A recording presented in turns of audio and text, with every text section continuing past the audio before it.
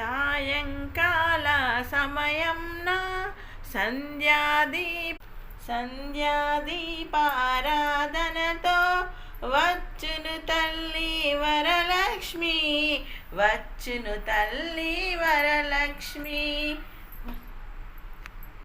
సాయంకాల సమయంలో సంధ్యాదీపారాధనతో వచ్చును తల్లి వరలక్ష్మి, వచ్చును తల్లి మహాలక్ష్మి. వజ్ర కిరీటం చూడండి, ముత్యాల హారం చూడండి, అమ్మను కొలిచే వారింట సుఖశాంతులును కలుగంట.